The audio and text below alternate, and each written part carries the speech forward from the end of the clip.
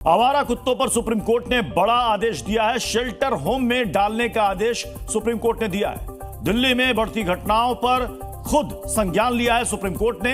आम जनता की सुरक्षा महत्वपूर्ण है, यह सुप्रीम कोर्ट ने कहा है और 8 हफ्तों के भीतर शेल्टर होम बनाने का आदेश दिया गया है। और दिल्ली और एनसीआर में यह आदेश जारी होगा। सिर्फ ऐसा नहीं कि सिर्फ दिल्ली में, बल्कि दिल्ली के साथ साथ एनसीआर में भी यह आदेश जारी होगा, यानी कि सरकार को 8 हफ्ते के भीतर शेल्टर होम इन आवारा कुत्तों के लिए बनाने होंगे। कोर्ट ने यह भी कहा है कि इसकी शिकायत के लिए बाकायदा हेल्पलाइन नंबर जारी करना होगा और उसकी व्यवस्था भी आपको तुरंत करनी पड़ेगी। अगर कहीं से कोई शिकायत आती है तो 4 घंटे के भीतर उस आवारा कुत्ते को पकड़ना होगा और उसको शेल्टर होम में आश्रय देना होगा।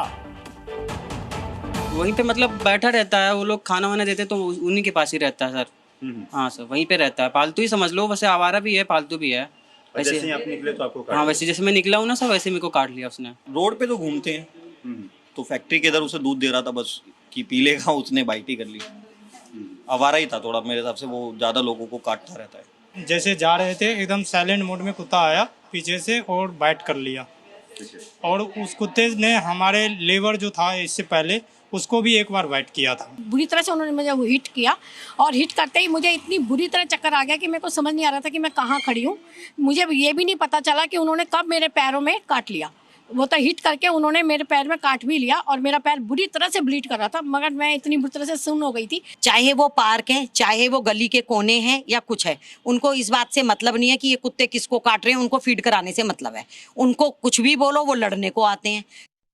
और सुप्रीम कोर्ट ने इस आदेश में बिल्कुल साफ साफ कहा है कि अगर कोई इस काम में व्यवधान डालने की कोशिश करता है या बाधा डालने की कोशिश करता है, चाहे वो कोई इंडिविजुअल हो या फिर कोई संगठन हो, तो उनके खिलाफ भी कार्रवाई होगी, क्योंकि इसे सुप्रीम कोर्ट की अवमानना माना जाएगा। कोर्ट ने साफ साफ कहा है कि लोग एक हेल्पलाइन नंबर पर शिकायत दर्ज करा सकते हैं और शिकायत दर्ज होने के बाद फौरन उस आवारा कुत्ते को पकड़ना होगा और आश्रय स्थल तक पहुंचाना पड़ेगा और वापस उसे उस इलाके में जहां से उसे पकड़ा गया था वहां नहीं छोड़ा जाएगा। जो है छोटे बच्चों को, बड़े को भी जो है नोच खाते हैं, काटते हैं।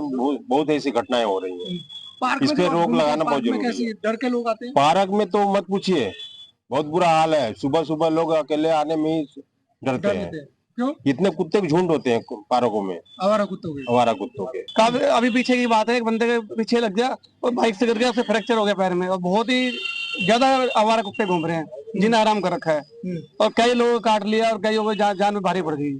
सुप्रीम कोर्ट ने ये फैसला दिया है, बहुत अच्छा दिया है। हमारे छोटे छोटे बच्चों को काट लेते हैं। जिस तरह से लोगों को उनसे खतरा रहता है कि काट लेते हैं, दिक्कत हो जाती है, उसी तरह खतरा कुत्तों को भी होता है। तो उनको भी एक अच्छा जीवन जीने के लिए जगह मिल जाएगी शेल्टर होम में, उन्हें खाना सही समय से मिल जाएगा। तो ये एक बहुत अच्छा कदम है सुप्रीम कोर्ट का, इसकी हम सराहना करते हैं।